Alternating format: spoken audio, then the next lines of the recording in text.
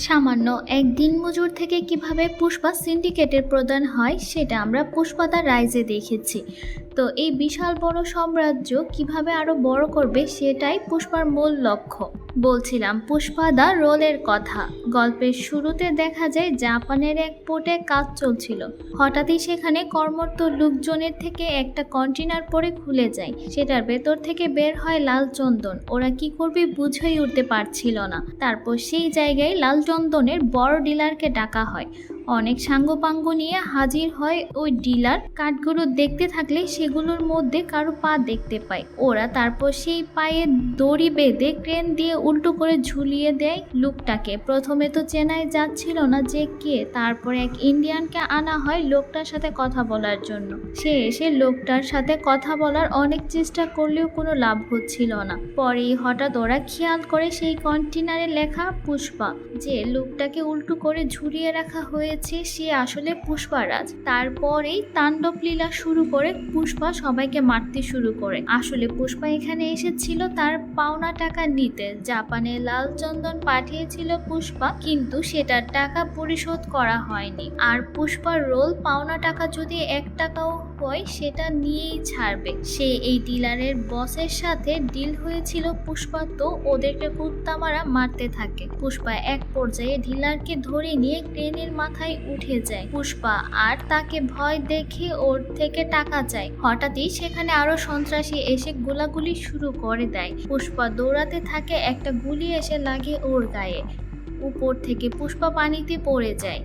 গুলি খাওয়া অবস্থায় তলিয়ে যাচ্ছে পুষ্পা। তখন পুষ্পার ছোটবেলার কথা মনে পড়ে যায়। ছোটবেলায় একবার অন্য সব বাচ্চারা খেলার সময় ডোবার মধ্যে বলটা পড়ে গিয়েছিল। তখন সবাই গিয়ে পুষ্পাকে বলটা আনতে বলে। প্রথমে পুষ্পা আনতে চায় না, কারণ সে সাঁতার জানতো না। তখন সবাই বলে যদি তুই বলটা আনতে পারিস তবে মানবো যে তোর বাবা আছে, আর না পারলে ভাববো তুই জারদ সন্তান। এটাতে পুষ্পা জাপ লাগায় ডুবায়। পুষ্পা সাঁতার না জেনে সে ডুবে যাচ্ছিল পানির মধ্যে। ওর অনেক কষ্ট হচ্ছিল, তবু কোনো রকমে বলটা খুঁজে বের করে।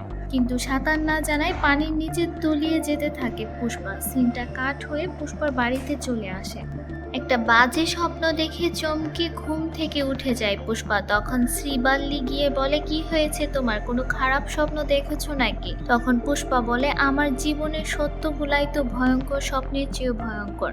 পরদিন দেখা যায় সিনু নামের একজন পুষ্পার জন্য লাল চন্দন কাটতে যাচ্ছে। পাশ থেকে একজন বলে 2 দিন পর তোর না বিয়ে, আজ কেন যাচ্ছিস কাজে? জঙ্গলে গেলে তো 2 দিন কেটে যাবে সেখানে। তখন সিনু জানায় সমস্যা নেই, কাজ শেষ করে বিয়ের মণ্ডপে সোজা চলে যাবে। আর আমার বিয়ে করার থেকেও পুষ্পা ভাইয়ের কাজ করা বেশি জরুরি। তার একটা কনসাইনমেন্টের জন্য যেন সময় পার না হয়ে যায়। প্রতিদিন ওরা সবাই এভাবেই বসে থাকে আর গাড়ি এসে ওদের নিয়ে যায়। সেদিন গাড়ি আসলে সবার সাথে পুলিশ ইন্সপেক্টর শেখায় তো গাড়িতে উঠে যায়। সে আসলে পুষ্পার লাল চন্দন ধরার জন্য এসেছিল। কেউ ওকে চিনতে পারে না। কিছুক্ষণের মধ্যে ওরা জঙ্গলের মধ্যে এসে পৌঁছে শুরু হয়ে যায় লাল চন্দন কাটা। গাছ কাটা শেষে কাঁধে করে নদী পার করে আনে। এখানেই কাঠের ওজন করে টাকা দেওয়া হচ্ছিল। যার কাঠের ওজন যত বেশি তাকে তত টাকা উঠাচ্ছিল। আর যে টাকা দিচ্ছিল সে সবার নামও জিজ্ঞাসা করছিল। একজন টাকা নিয়ে যাওয়ার সময় ওর নাম জিগালে বলে শেখাওয়াত। এটা শুনে সবাই যেন ভয়ে কেঁপে ওঠে। তারপর লাগানো চুল খুলে নিজের টাকলা বের করে বলে এবার হাতে নাতে ধরেছি পুষ্পার কাজ, এবার সে আমার হাত থেকে যাবে কই। সাথে পুলিশকে কল দেয়। পুরো পুলিশ ফোর্স এসে ঘিরে ফেলে সবাইকে। কেউই পালাতে পারে না। সেখান থেকে পরে সেই কাঠ সহ সবাইকে ধরে নিয়ে আসে থানায়। এদিকে সিনুর বিয়ের মণ্ডপে সিনু নেই। তখন বাবা তো মেয়েকে এটা ও ওটা বলতে থাকে। আমি বলেছিলাম ওকে বিয়ে করা লাগবে না, তোর এই ছেলে পুষ্পাকে ছাড়া আর কিছুই বুঝে না। আজকে বিয়ে আর এখন সে জেলে পড়ে আছে। তারপর বাবা আরেকজনকে বর সাজতে বলে, তার মেয়ের সাথে বিয়ে দেবে বলে। কিন্তু ওর মেয়ে জানায় সময় মতো পুষ্পা ভাই ওকে নিয়ে আসবে। সামান্য এক দিন মজুর পুষ্পাকে কেন ছাড়াতে যাবে এটা ভাবতে থাকে সবাই। অন্যদিকে পুষ্পা চলে আসে থানায় সিনুকে নিতে। পুলিশকে বলে সবাইকে ধরে রাখো, শুধু সিনুকে ছেড়ে দাও, কারণ ওর আজকে বিয়ে। সাথে সিনুর ট্রিপ্লেক্সও দিতে চায়। কিন্তু এখানে কোনোভাবেই ওকে ছাড়তে রাজি নয় ইন্সপেক্টর, কারণ শেখ হাউসার ওদেরকে স্ট্রেটলি বলে গেছে কেউ যেন বের হতে না পারে, আর এটা নাকি নিয়মের বাইরে। তখন পুষ্পা বলে, তোমাদের যে লাখ লাখ টাকা দেয় সেই টাকা তোমরা কোন নিয়মে নাও? যেহেতু পুষ্পার টাকা খাও তো নিয়মও পুষ্পারই হবে। এগুলো শুনে এক্স কনস্টেবল চাবি নিয়ে লক আপ খুলে সিনুকে বের করে আনে। হঠাৎই পুষ্পা খেয়াল করে ওর গায়ে মারের দাগ।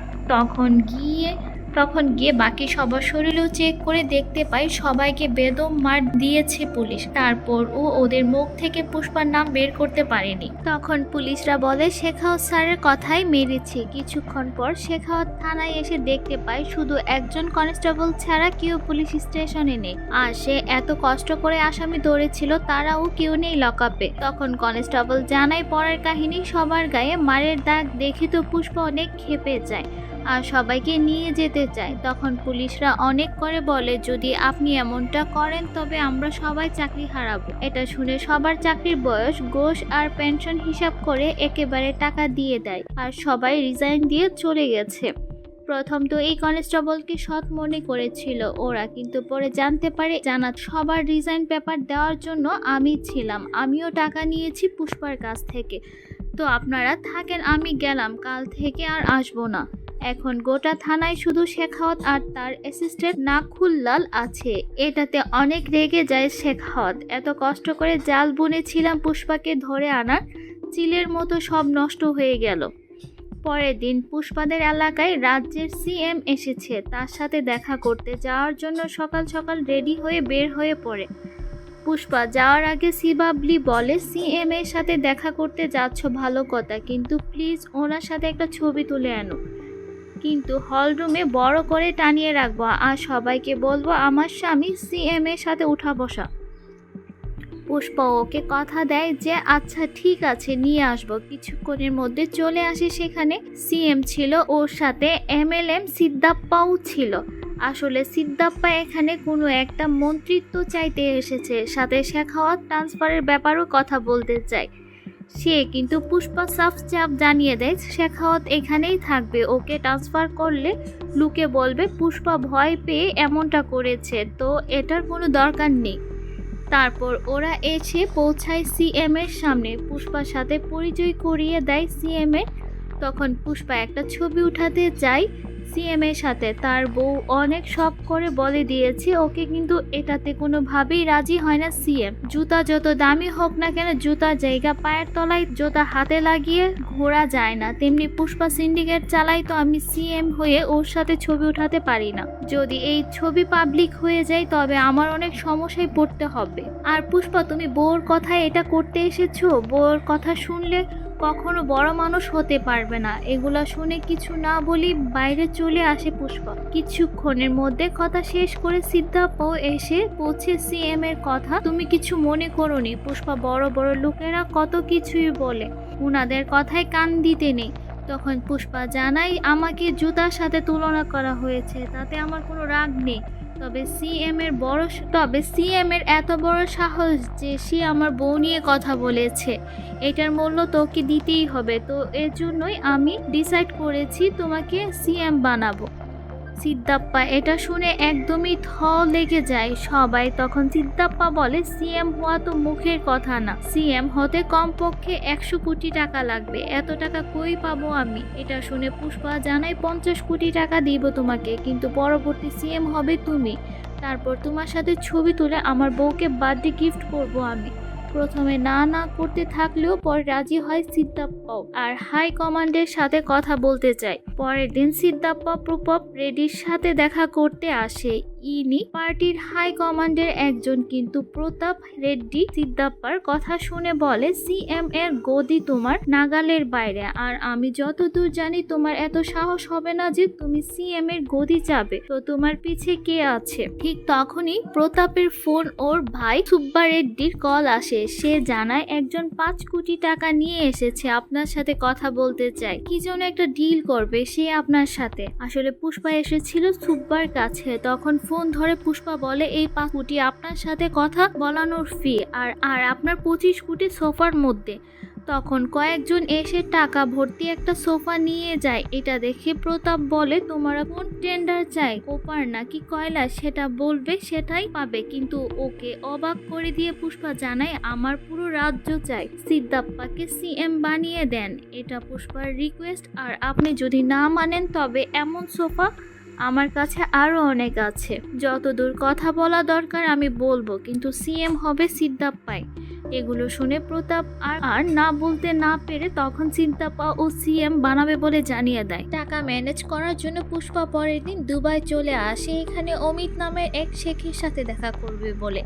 সে অমিত এসে দেখে যে ওরা লরিতে করে এসেছে। এটা দেখে পুষ্পাদের একদম তুচ্ছ ভাবে সে, আর বলে এই ট্রাকে তো আমার কুত্তাও যাবে না। পরে বসে পড়ে মিটিং এ পুষ্পা অমিতের সাথে লাল চন্দনের ডিরেক্ট ডিল করতে চায়, কিন্তু অমিত জানায়, আমার মাল লাগলে যে কোনো ডিলার ফোন দিলেই পেয়ে যাবে, তবে তোমার কি প্রয়োজন? কিন্তু পুষ্পা বলে, আমার অনুমতি ছাড়া তুমি একটা মালও পাবা না। পুষ্পা ভুল প্রমাণিত করার জন্য কয়েকজনকে কল দিলেও এই ঘটনাটা ঘটে, সবাই পুষ্পার নামই বলে। এগুলো দেখে অমিতের আর বুঝতে বাকি থাকে না যে পুষ্পাই হলো আসল খিলাড়ি। এরপর 2000 টন লাল চন্দন দেবে বলে জানায় পুষ্পা, কিন্তু দাম টন প্রতি 2.5 কোটি টাকা। প্রথমে অমিত না বললেও পরে রাজি হয়ে যায়। এই 2000 টনের জন্য 500 কোটি টাকা দেবে বলে জানায়, কিন্তু পুষ্পা 4900 কোটি টাকা দেবে, আর বাকি 100 কোটির বদলে অমিতের হেলিকপ্টার নিয়ে যায়। পুষ্পা তখন যেই গাড়িতে অমিতের কুত্তাও যাবে না সেই গাড়িতে সবাইকে যেতে হয়, এটাই পুষ্পার পাওয়ার। সবকিছু ঠিকঠাক চলছিল, কিন্তু এখন সমস্যা হলো এত দিনমজুর কই পাবে? বেশি মালের জন্য দিনমজুরও বেশি লাগবে, তো 2000 থেকে এদের মজুরি 10,000 করে দিতে বলে পুষ্পা। এটাতে দিনমজুরের কোনো কমতি থাকে না। এখন এত মাল ট্রান্সফারের জন্য তো অনেক গাড়ি লাগবে, এটার জন্য 10 লক্ষ করে কয়েকশো গাড়িও কিনে ফেলে পুষ্পা। এরপর সিন্ডিকেটের সব মেম্বারদেরকে কল দিয়ে জানায় অনেক মাল লাগবে, কারো থেকে 200 টন তো কারো থেকে 150, কারো থেকে 100 টন চাই পুষ্পা। যার এলাকার পাওয়ার যেমন তার কাছে তেমনই চাই পুষ্পা। সবাই জানায় যে সময় মতো মাল পৌঁছে যাবে। এদিকে মঙ্গল সিনুর বউ আসে শাখাওয়াতের কাছে। পুষ্পা যে এবার এত বড় প্ল্যান করছে সেটা জানায়, ওকে সব লাল চন্দনই পুষ্পা কিনছে, কিন্তু কোথায় নিয়ে যাচ্ছে কেউ জানে না। দুবাই কারোর সাথে ডিরেক্ট ডিল করছে ও। তারপর বিচ্ছা রেড্ডিকে সম্পর্কে ও জানায়, আগে মঙ্গল সিনুর বাড়িতে কাজ করত সে, আর এখন সিন্ডিকেটের মেম্বার হয়ে গেছে, তো ওকে ধরে ভয় দেখা সব বলে দেবে। সে কোথায় ওকে পাওয়া যাবে সেটাও বলে দেয়। পরের রাতে বেলা শেখাওয়াত এক ব্রিজে এসে অপেক্ষা করছিল রেড্ডির জন্য। কিছুক্ষণের মধ্যে অনেকগুলো কাঠ ভর্তি ট্রাক করে শেখাওয়াত পরে আসে। রেড্ডি ট্রাকগুলো জ্বালিয়ে দেয়। শেখাওয়াত আর রেড্ডিকে ব্রিজ থেকে ফেলে মেরে দেয়। ঠিক তখনই সেখানে আসে মঙ্গল সিনো আর তার বউ। এটা তুমি কি করছো? ও আমাদের খাস লোক ছিল, আর ওকে শুধু ভয় দেখাতে বলেছিলাম, মারতে নয়। তখন শেখাওয়াত জানায়, ওকে ভয় দেখালে শুধু এই ভয় পেত, আর এখন ও মারাই পুরো সিন্ডিকেট ভয় পাবে। পরদিন রেড্ডির শেষ কার্য সম্পূর্ণ হয়, সেখানে সিদ্ধাপ্পাও আসে। তখন সিন্ডিকেটের বেশিরভাগ মেম্বার বলে পুষ্পা আর শেখাওয়াতের পার্সোনাল ঝামেলার সমস্যা হচ্ছে, হয় শেখাওয়াত আর পুষ্পার মিল করিয়ে দিন, না হলে মঙ্গল চিহ্নুকে আবারও সিন্ডিকেটের দায়িত্ব দিয়ে দিন। এজন্য সিদ্ধাপ্পা এসে পৌঁছে থানায়। তারপর শেখাওয়াতকে বলে, তোমরা কেন এত ঝামেলা করছো? এই ব্যবসায় পুষ্পাকেও যেমন দরকার তেমনি তোমাকেও, নিজেদের মধ্যকার ঝামেলা মিটিয়ে নাও তোমরা। তখন শেখাওয়াত জানায়, যদি পুষ্পা আমাকে সরি বলে তাহলে সব ঠিক হয়ে যাবে, না হলে যেমনি চলছে তেমনি চলতে থাকবে। তখন একটা ডেট ফিক্স করে বড় একটা পার্টির আয়োজন করা হয়। সিদ্ধাপ্পা সহ সবাই অনেক করে বোঝায় পুষ্পাকে শেখাওয়াতকে সরি বলার জন্য, এতে সিন্ডিকেটের সাথে পুষ্পাও ভালো হবে, কিন্তু কোনোভাবেই রাজি হয় না পুষ্পা। পরে শিবাবলি যখন বলে তখন সরি বলতে পার্টিতে এসে পৌঁছে। হাজার হাজার মানুষ পুষ্পার মাফ চাওয়া দেখে মজা নিতে এসেছিল। সেখানে অনেকক্ষণ কোনো কথা না বলে বসেছিল পুষ্পা। তারপর শেখাওয়াতকে সরি বলে দেয়, আর ওর এই কথাটা রেকর্ড করে নেই শেখাওয়াত, বারবার সেটাই শুনতে থাকে। সেখান থেকে বাড়ি ফেরার সময় কিছুই ভালো লাগছিল না পুষ্পার। এতদিনও কারো কাছে নত হয়নি সে, আর আজ সে এক ঘুষখোর পুলিশের কাছে নত হতে হলো। তারপর হঠাৎই গাড়ি ঘুরিয়ে নিয়ে আবার পার্টির দিকে রওনা হয়। এতক্ষণে শেখাওয়াত থানায় ফিরে যাওয়ার জন্য গাড়িতে গিয়ে উঠে, সাথে সাথে পুষ্পা এসে গাড়িতে লাগিয়ে দেয়। এটাতে শেখাওয়াত গিয়ে পড়ে সুইমিং পুলের ভেতর। তারপর পুষ্পা গিয়ে সেই সুইমিং পুলে মূত্র বিসর্জন করে দেয়। এইটুকু সময়ের মধ্যে কি হয়ে গেল কিছুই বুঝে উঠতে পারছিল না শেখাওয়াত। যে মানুষটা সরি বলে গেল মাত্রই সে কিনা এসে আবার এমন করছে। পরে পুষ্পা বলে, তুই সৎ হলে তোর কাছে নত হতে আমার কোনো সমস্যা ছিল না, কিন্তু তোর মধ্যে এক ঘুষখোর পুলিশের কাছে আমি কেন নত হব? আর 5 দিন পরে ভোরবেলায় 2000 টন লাল চন্দর বর্ডার পার করব আমি। পারলে ঠেকা তুই, যদি 1 পিস লাল চন্দনও তুই ধরতে পারিস তবে আমি সিন্ডিকেট ছেড়ে দেব, আর সারা জীবন কামলা দিয়ে খাবো। এগুলো শুনে অনেক রেগে পুষ্পার চ্যালেঞ্জ অ্যাকসেপ্ট করে শেখাওয়াত কয়েকদিন পরে রাজ্য থেকে বের হওয়ার প্রতিটা বর্ডার চেকপোস্টে স্থাপন করে গোটা এলাকা পুলিশ দিয়ে ভরে ফেলে আর পুষ্পার জন্য অপেক্ষা করতে থাকে, কিন্তু কোথাও কোনো খোঁজই পায় না পুষ্পার। পরে হঠাৎই শেখাওয়াত খেয়াল করে নদীতে কোনো পানি নেই। তখন ওরা বুঝতে বাকি থাকে না যে পুষ্পার ট্রাকগুলো নদীর ভেতর দিয়েই আসবে। এটাতে সব পুলিশদেরকে নদীর দিকে যেতে বলে দেয়। তারপর দেখা যায় কয়েকশো ট্রাক নদীর ভেতর দিয়ে অগ্রসর হচ্ছিল বর্ডারের দিকে, আর তাদেরকে গার্ড করছিল পুষ্পা। সবকিছু ঠিকঠাকই চলছিল। হঠাৎই ওরা খেয়াল করে পুলিশ এসে পড়েছে। তারপর সাথে সাথে এটা জানায় পুষ্পাকে। সবকিছুর জন্য পুষ্পা আগে থেকেই প্ল্যান করে রেখেছিল, কোন কোন জায়গা ট্রাক দিয়ে পুলিশের রাস্তা আটকায়, তো কোন জায়গার হাতি দিয়ে।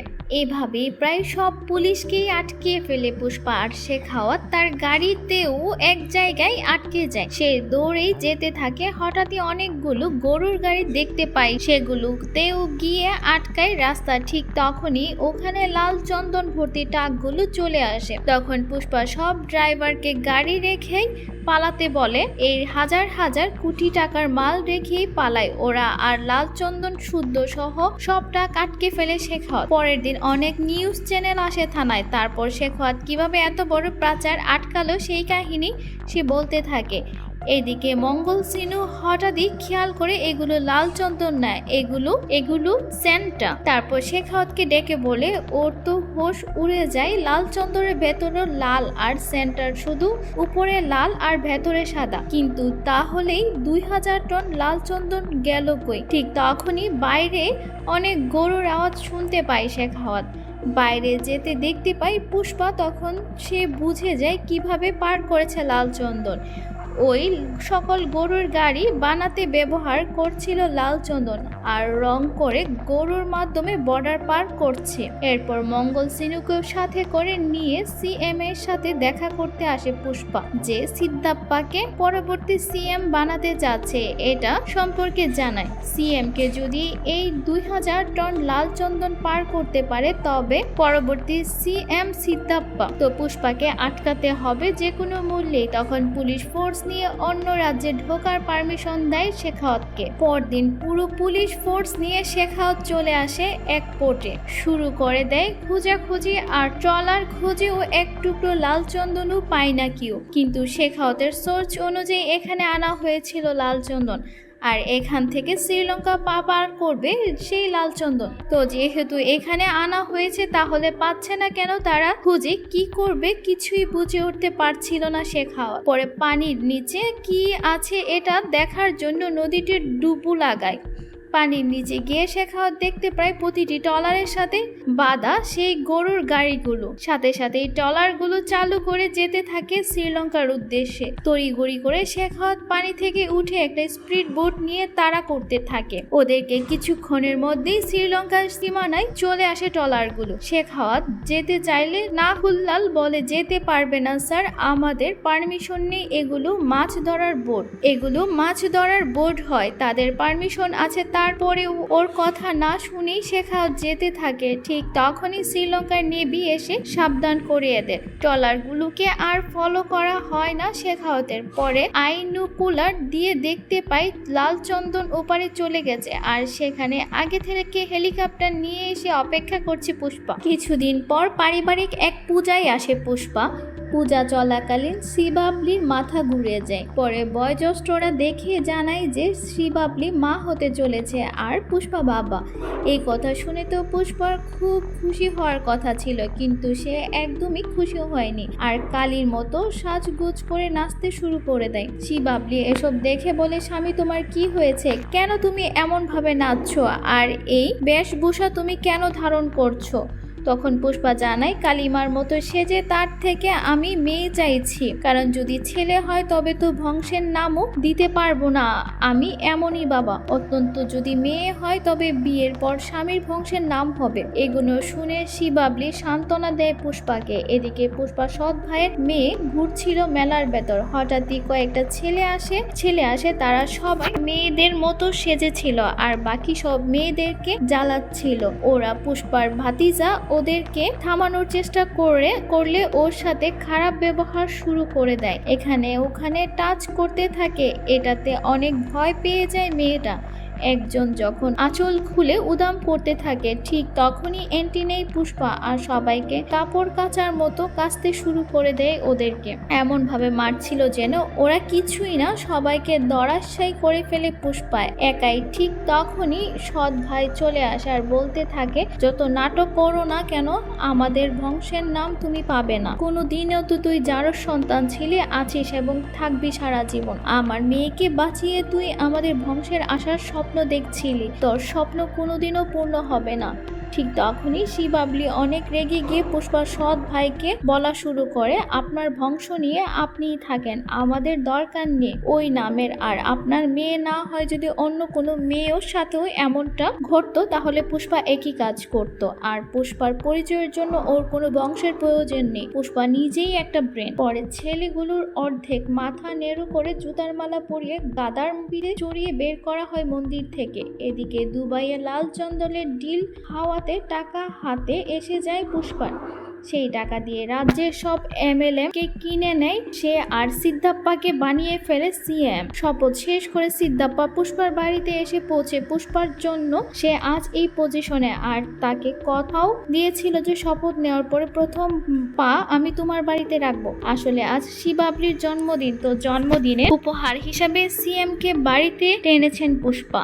সিদ্ধাপ্পা শ্রীবাবলিকে অনেক করে ধন্যবাদ দেয়, তুমি সেদিন সিএম এর সাথে পুষ্পাকে ছবি উঠাতে বলেছিলে, কিন্তু সিএম পুষ্পার সাথে ছবি তো উঠায়নি আর ওকে অনেক অপমান করেছিল, সেজন্যই আজকে আমি সিএম। তো এখন থেকে তোমার যদি কিছু প্রয়োজন হয় তাহলে পুষ্পাকে না বলে আমাকে বলবা, না হলে আমি আবার কবে বদলে যাব কে জানে। এদিকে পুষ্পাকে ধরতে না পারায় পাগল প্রায় হয়ে যায় শেখাওয়াত। সে তো লালচন্দন ধরতে পারেনি, কিন্তু গোটা দেশ জানে যে লালচন্দন আটক করেছে। এখন যদি সবাই সব জেনে যায় যেগুলো সেন্ট, তবে ঝামেলা হয়ে যাবে। তো যদি এসব সেন্ট পুড়ে কয়লা হয়ে যায় তবে কি ধরতে পারবে না। তো এটার জন্য এসব কিছু নাথুলালকে জানায় আর দুজন ঘরের মধ্যে থেকে আগুন দিতে চায়, কিন্তু নাথু মরতে চায় না। তো আগুন দিলে অনেক কষ্ট করে ওর হাত থেকে বের হয়ে আসে নাথুলাল আর শেখাওয়াত ঘরের ভেতর থেকে যায়, পুরো ঘর পুড়ে ছাই হয়ে যায়। কয়েকদিন পর পুষ্পাদের বাড়িতে আসে ওর সৎ ভাবি। তখন পুষ্পা জানতে পারে ওর ভাতিজি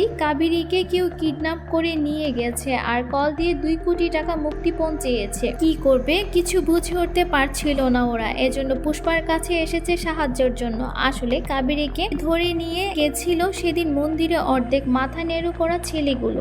এগুলো শুনে পুষ্পা একটা শর্ট গান নিয়ে বের হয়ে পড়ে কাবেরীকে খোঁজার উদ্দেশ্যে। সোজা এসে পৌঁছে এক টিভি চ্যানেলে শুরু করে লাইভ টেলিকাস্ট, আমি পুষ্পারাজ, আমার ভাতিজিকে ধরে নিয়ে গেছিস, তোদের এত বড় সাহস, তোদেরকে 1 ঘন্টা সময় দিলাম, যেখান থেকে ধরে নিয়ে গিয়েছিলি ঠিক সেখানেই রেখে যাবি। আর যদি ওর গায়ে একটা আঁচড় আসে তবে পাঠা বলি দেওয়ার মতো তোদেরকেও বলি করে দেব। পরে এসে গোটা এলাকায় সব মানুষকে খুঁজতে লাগিয়ে দেয়, পুরো রাজ্য লকডাউন দিয়ে দেয়, এখানে না কেউ ঢুকতে পারবে না কেউ বেরোতে পারবে। আর এই গোটা রাজ্য এখন কোনো সরকারি নিয়ম চলবে না, যতক্ষণ না আমার ভাতিজিকে পাচ্ছি ততক্ষণ এখানে পুষ্পার নিয়ম চলবে। এদিকে সিদ্ধাপ্পার কাছে আসে প্রতাপ রেড্ডি, তারপর জানা যে পুষ্পার ভাতিজিকে ধরে নিয়ে গেছে সে আমার ভাতিজা, তো পুষ্পা যেন কিছু না করে। তখন সিদ্ধাপ্পা কল দেয় পুষ্পাকে, সবকিছু খুলে বলে ওই ছেলেটার যেন কিছু না হয় এটা বারবার বলে। কিন্তু কে শুনে কার কথা? পুষ্পা জানিয়ে দেয় প্রতাপ রেড্ডির ভাতিজা না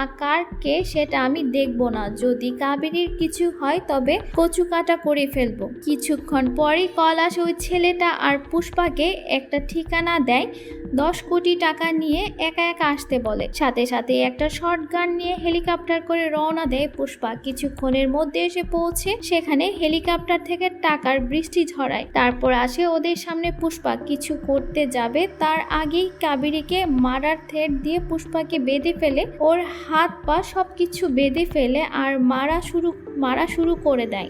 এত মারে যে পুষ্পা প্রায় অজ্ঞান হয়ে যাচ্ছিল। তারপর কাবেরীর সাথে ও মিসবিহেভ করা শুরু করে দেয় ওরা। এতে পুষ্পা অনেক ক্ষেপে যায় আর হাত বাঁধা অবস্থিতই মারা শুরু করে ওদের মাঠেই, ওদের ধোঁয়াশাই করতে থাকে। পরে হাত পায়ের বাঁধন খুলে ফেলে পুষ্পা আর তাণ্ডব লীলা শুরু করে দেয়। সবাই গিয়ে কচু কাটা করতে থাকে। তারপর ধরে গিয়ে প্রতাপের ভাতিজাকে, ঠিক তখনই পুষ্পার সাথে কাজ করা কয়েকজন এসে ধরে ওকে আর মারতে বারণ করে। তারপর কল দিয়ে সিদ্ধাপ্পা এনশিওর করে যে ছেলে ঠিক আছে। তখনই ত্রিশূল নিয়ে ওর বুকের মধ্যে দিয়ে ঢুকিয়ে দেয় পুষ্পা, এপার দিয়ে ঢুকে ওপার দিয়ে বের করে নেয়। ঠিক তখনই সেখানে সুব্বা রেড্ডি চলে আসে আর কাবেরীকে ধরে ফেলে, তুই আমার ছেলেকে মেরেছিস তো তোর ভাতিজিকে আমি রক্ষিতা করে রাখবো সারা জীবন। এটা শোনার সাথে সাথেই ওকেও মেরে দেয় পুষ্পা।